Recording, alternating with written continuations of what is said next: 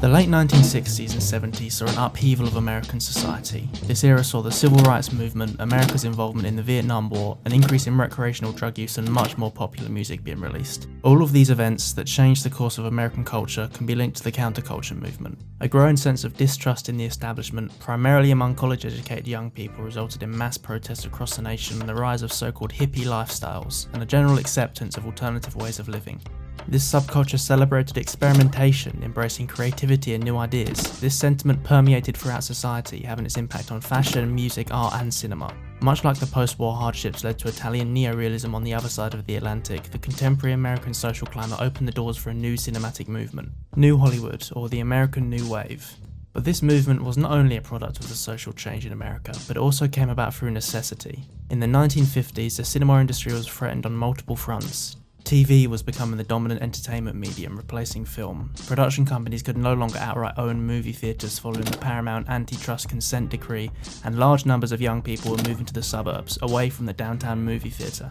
In the 1940s, approximately 50 to 60% of people went to the cinema weekly, but by 1960 this was down to 15%. It's clear that the Hollywood of old was dying. This decline forced studios to innovate, take more risk in hope of cutting their losses. Attempts were made to regain audiences with technical innovations such as the CinemaScope widescreen, but this was not as successful as the studios would have hoped. A different approach to regaining audiences was made when studios gave greater control and freedom to young filmmakers, attempting to capture the Hollywood that connected with art films in Europe, setting the scene for New Hollywood, in which these directors would move the industry into a new era. Many of these filmmakers, who saw their genesis in the late 60s and 70s, worked in compliance with this new movement.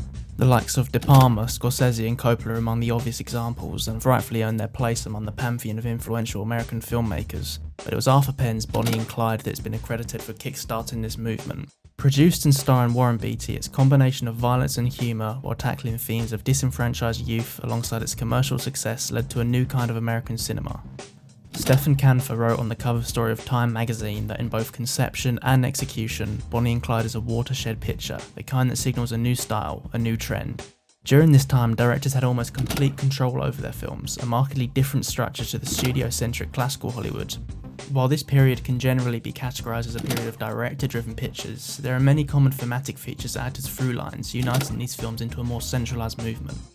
One aspect is drug use. We can look no further than Easy Rider's drug smuggling bikers for this. Dennis Hopper's picture also shows alternative and hippie lifestyles that New Hollywood didn't shy away from. Another key element is its willingness to tackle controversial themes, a departure from classical Hollywood.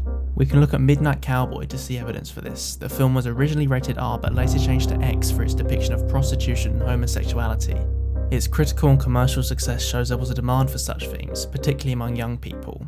It was the end of the so-called Hays Code, or Motion Picture Production Code, that allowed for such divisive subject matters. I'm walking here! I'm walking here! Previously, the likes of nudity, profanity, drugs and sex were censored by the studios in compliance with this code. Auteurship was also key to this movement. Originating with the French New Wave, this new way of structuring films productions put emphasis on the director, with them having control over almost every aspect of the film, resulting in a recognisable style or recurring themes throughout said director's work. Coppola, among others, can be looked at for his auteurship. Recurring themes of family, chiaroscuro lighting and the use of continuous shots give his films a distinct style. We can also look at Coppola's Apocalypse Now for his criticism of the Vietnam War, a sentiment held by many young people at the time and a key aspect of the counterculture that permeated into New Hollywood. I love the smell of napalm in the morning. These are just a few factors that recur throughout New Hollywood films. That's not to say every film within the movement features every aspect of this. For example, The Graduate features little references to drug use or the Vietnam War, but it still embodies New Hollywood and the new kind of social conscience that was central to the movement. The film's protagonist, Dustin Hoffman's Benjamin Braddock, is a recent college graduate who's moved back in with his parents. At this point in his life, he's lacking any direction, is just floating along, not really knowing what he wants to do next. After his parents throw him a graduation party, Ben becomes entangled in a love affair with an older woman, Mrs. Robinson. Mrs. Robinson, you're trying to seduce me. He eventually, at the dismay of his former lover, falls in love with Mrs. Robinson's daughter, Elaine. The finale of the film sees Elaine leave her soon-to-be husband at the altar, running away with Ben. A young couple retreating from their suburban life to forge their own destiny was a common plot point in New Hollywood films. Of course, Bonnie and Clyde centres around this idea, and Terrence Malick's Badlands has a similar narrative. However, The Graduate focuses on the dissatisfaction with the suburban life that leads to this eventual rebellion, and how Ben is unsure of what direction to take, but he knows he wants to forge a life different to that of his parents. An early scene in the film shows numerous family friends expressing how proud they are of Ben, asking them what he's going to do next. The scene starts with Ben framed against a fish tank as if he's underwater himself, a symbol to demonstrate the oppressiveness he's feeling from his parents, as if they are drowning him. His parents eventually coerce him to come downstairs and join the graduation party they've thrown for him. Ben's mother fixes his hair, showing how he still lacks independence from his parents. The shot continues downstairs. Ben is now framed tightly with the family friends surrounding him, suffocating him. This boxed-in framing reflects how Ben feels trapped, destined to live out the same life his parents lived, a direction he is not comfortable pursuing. His later affair with Mrs. Robinson is rebellion against this way of life, going against the social structure of the suburban world. Almost as if this is many of the youth's distaste for mainstream society being personified. Dustin Hoffman's performance is subtle, showing Ben's discomfort but remaining polite, struggling to get a word out while the family and friends barrage him with compliments and questions from all sides.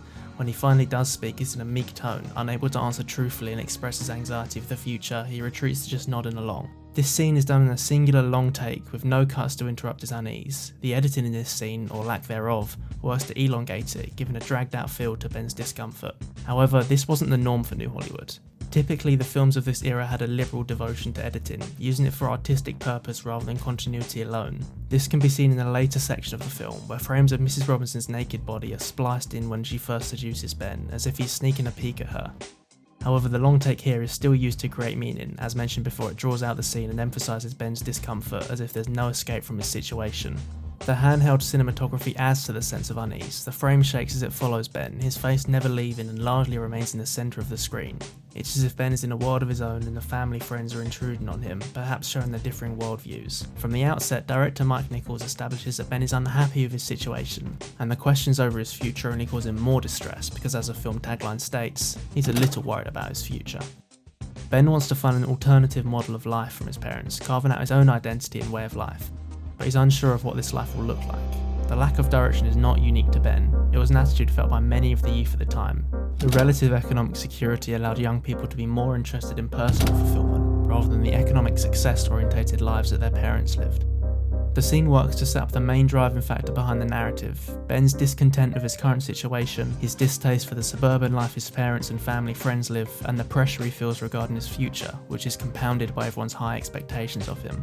This dissatisfaction with the established social structure formed the heart of the counterculture movement, which longed for changes in society.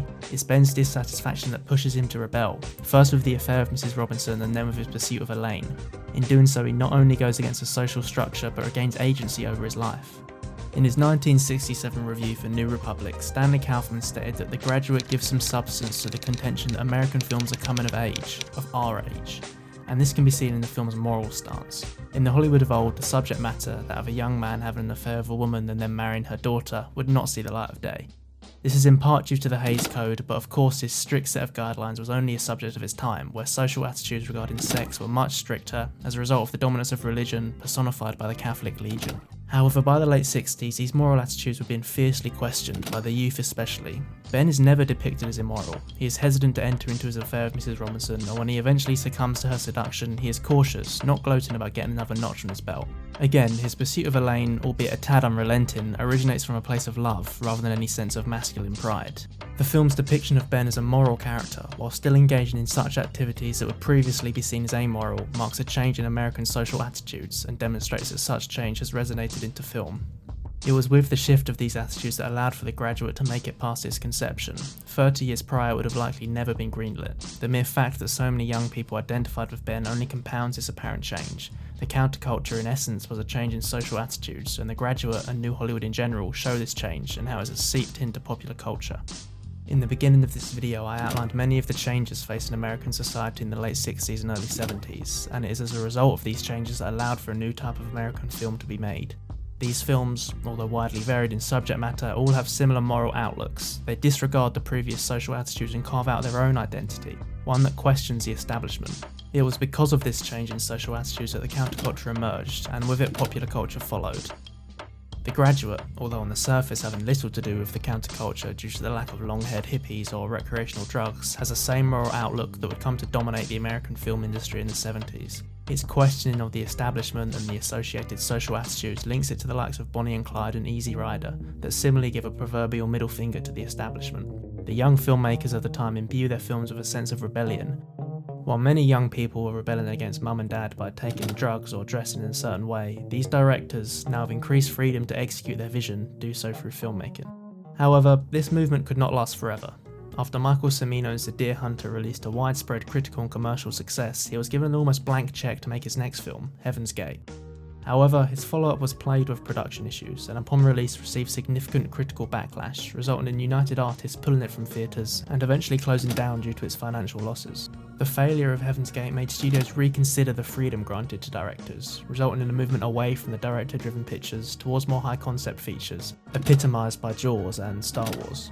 Studio constraints became tighter, the industry became more commercial, and directors were given less freedom to execute their vision, signalling the end of New Hollywood. The industry moved towards spectacle-driven films to attract the biggest possible audience, which would come to dominate the market in the 80s. But for just over a decade, such New Hollywood films were the norm, with numerous classics fitting into this era of American filmmaking.